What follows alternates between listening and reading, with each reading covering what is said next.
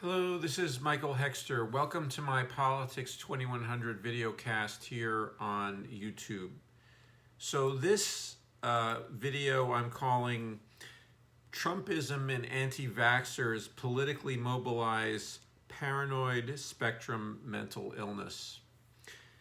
So this is a response or a generalization from a news story and also some other stories that, I mean, there's been piling up accounts and videos of anti-vaxxers being antisocial, being destructive, and we have now at least one story of someone, a Maryland man, who has killed his, or is alleged to have killed, but is likely killed his brother and his sister-in-law, and also a friend of his mother's, in a rampage inspired by anti-vax propaganda, essentially. And so this man, thought he was, now obviously this man is quite disturbed, probably before the anti-vax movement, and probably schizophrenic. I'm not sure. I don't know. I don't have enough information. But anyway, he the beliefs, he was susceptible to the propaganda that's being put out in the media by Fox News, by other, I mean, I don't know what his sources were, but on Facebook, misinformation about vaccines, and he led him to believe that his brother, as a pharmacist, was killing people by administering the vaccine to them, because now pharmacists do vaccinations at their pharmacies, or they've done it for other illnesses in the past, and it's one of the places people can get vaccinated. So, and this propaganda war about the COVID-19 vaccine convinced this man, apparently, that his brother was killing people, so therefore he would go out and kill his brother to save other people, and at the same time, he also, it was obviously, it wasn't just that sort of plan, so to speak, that it was in the context of a psychotic episode of, or episodes, that he went on a killing spree, and, so it wasn't a, a mission to, in other words, so killing the sister-in-law and also this friend of his mother's, it was just he's obviously someone who was very disturbed, and I don't know if he had been seeing a psychiatrist, or, whether that psychiatrist had thought of him as being a danger to others before in the past, or whether this was just an entirely novel set of actions. So, and it's not even though this is a very extreme and tragic story, it's not entirely surprising that this would emerge, because basically we have anti-vax people acting out various kinds of what I would call mental illness, and they are acting in a way ways that are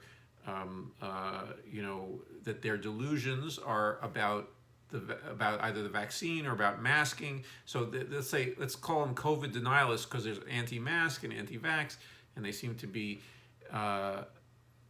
while some people are one and not the other, the general movement is, at least in terms of its political effects, is a form of sabotage of the public health initiatives that are mostly led by the Democratic Party of the United States, but it's not necessarily that party, but just by government. And so, and there is a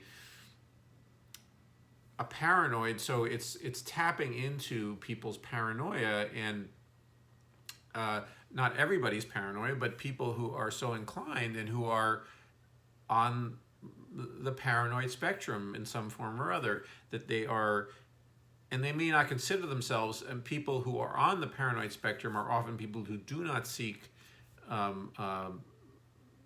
public or mental health counseling, or some may be required to because of their family members, like someone with paranoid schizophrenia, or some other forms of schizophrenia or other mental illnesses that involve paranoia, among other things. They might be compelled to, the family members might say, you can't live here without going to see your psychiatrist, without taking your medication, so forth and so on. But there's a wide spectrum. We are discovering, we didn't know it already, that there are people in our society who are attracted to the appeal of someone like, for instance, Donald Trump. So in October of last year, I wrote a piece for Politics 2100 it says Politics of a Sustainable Future is another name for my blog, in this same topic area, where I was talking about the public mental health crisis of the Trump presidency. And it seems to me as though that there's a melding of politics and mental illness in this era, which is unhealthy. In other words, it's not an effort of people to get over mental illnesses and to try to get help for their mental illnesses, or to get better care for themselves, or help create community mental health centers, or where you can have group therapy, or activities, or various kinds of occupational therapy, or any number of different other methods of helping people with sometimes with milder, and sometimes with very serious mental illnesses, or very debilitating ones. So, but anyway, we have an era where the political figures on the right wing are calling out to people with a certain types of mental illness to act them out. Okay, but they don't call it mental illness, and they don't. Furthermore, they're creating in my opinion, a license, for actually working against the idea that there's something like mental health, and that people should strive to be mentally healthy. They're saying no.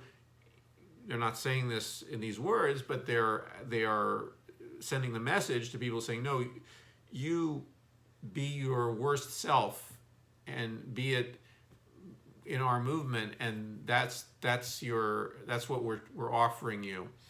And in other news, which another news item from today, or media news item, was that Tucker Carlson, in an interview with Andrew Yang, cited the Unabomber, who is likely mentally ill, and definitely a terrorist, a political terrorist,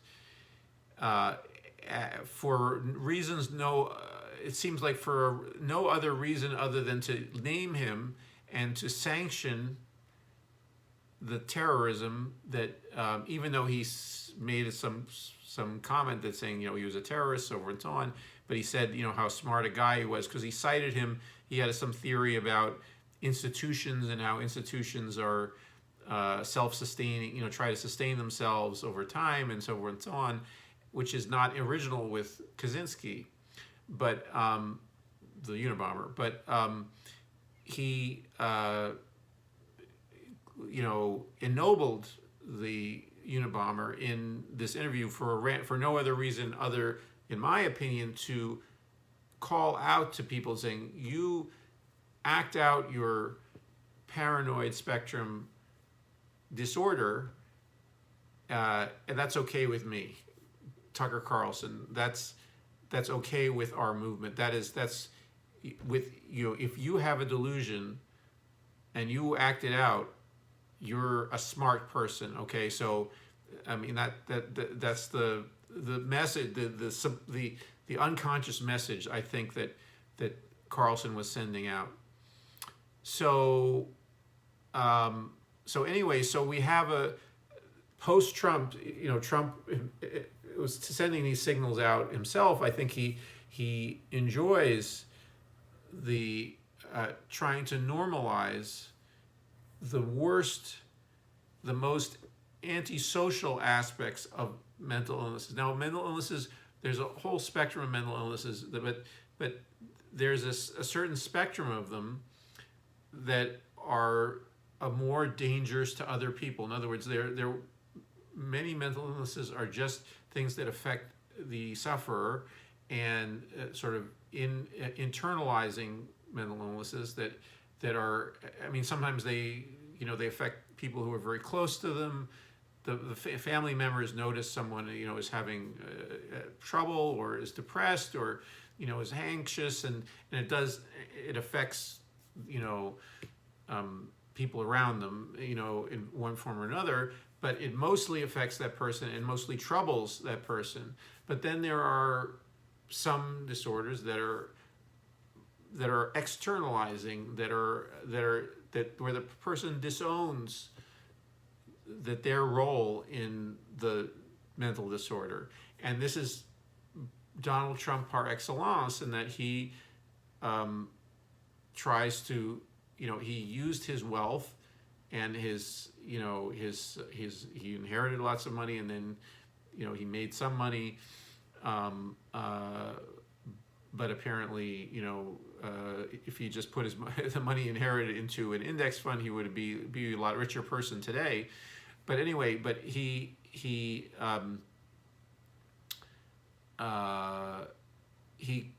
in my view, he tried to create a society almost, or tries to create a society that normalizes his type of sociopathic and externalizing and delusional mental illness. Okay, and and he has a preference for that, and he tries to reward it through praising and through manipulation of other people.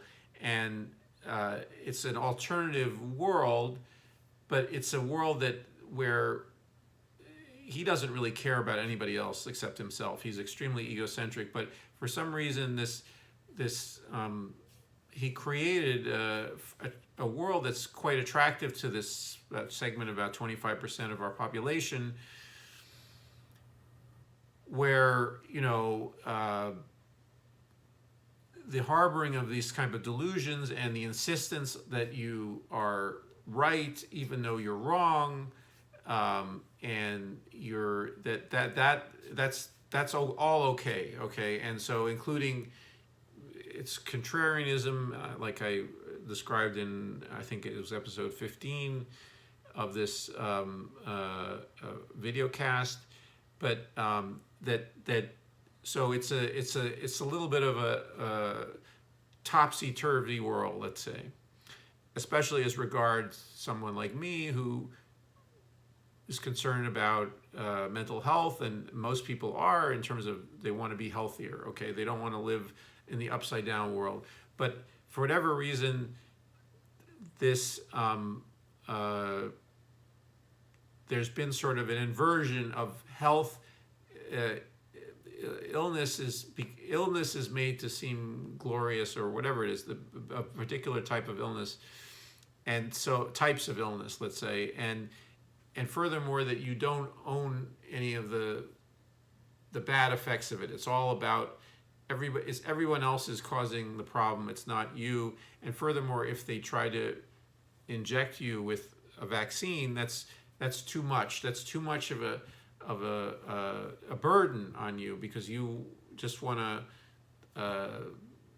imagine that you continue to live your life exactly as you fantasied about, you dreamed about it, and you don't want to confront this new pathogen, this COVID-19. You don't want to deal with it at all. So either the pathogen doesn't exist, or the vaccine is toxic and is harmful.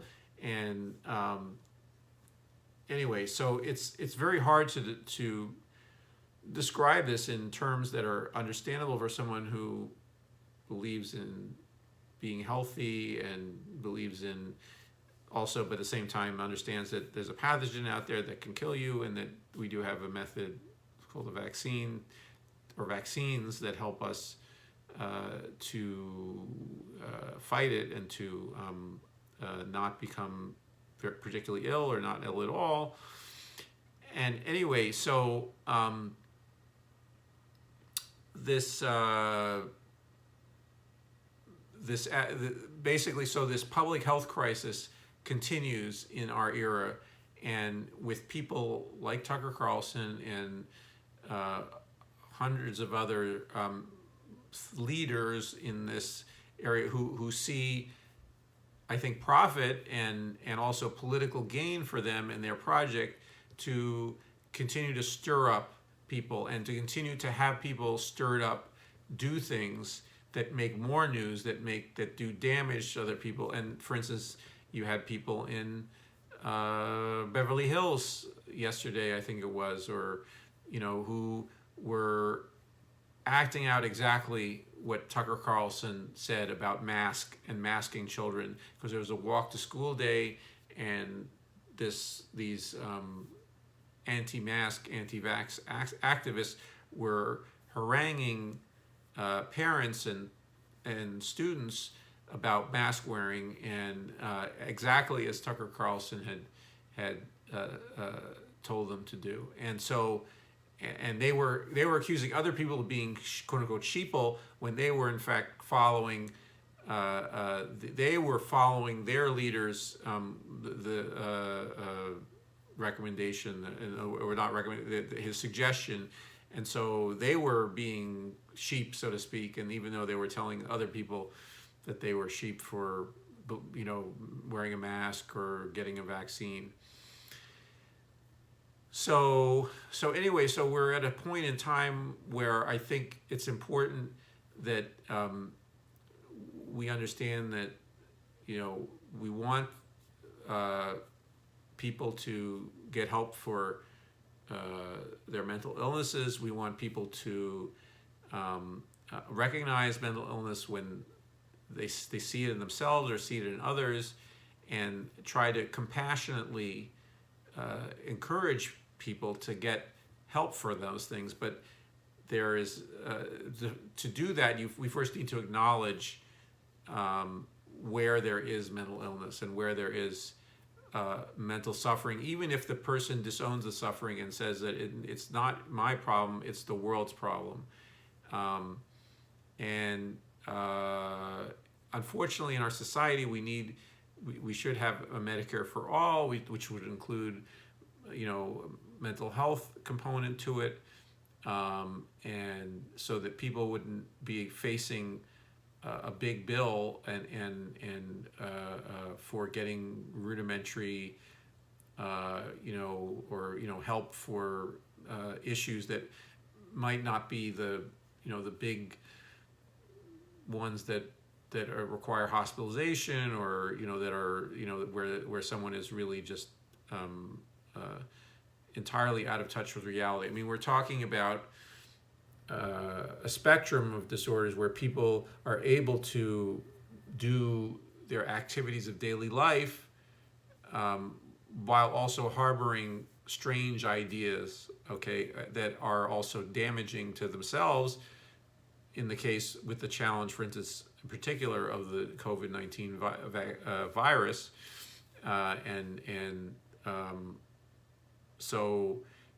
but they're not, and potentially they're going to run into trouble, or they have a higher statistical likelihood of dying or also infecting other people, especially those who are also like them, unvaccinated. so anyway, this is a complicated issue. It's hard to, but I think it first helps in our public discussion to bring in how mental illness is being politicized, certain types of mental illness is being politicized and being used as a political tool, okay, and that's a troubling thing, and it's something that should be discussed more by more people, not just by myself. This is something that Dr. Bandy Lee, has talked about over the last several years, and she was one of the editors and authors in The Dangerous Case of Donald Trump, and she's been an advocate for taking the role of mental health and mental illness seriously in the context of public health more generally, and not just in terms of individual cases. And so I think that we need to think about public mental health in very seriously, because it's under severe attack by the right wing, and mostly by the right wing,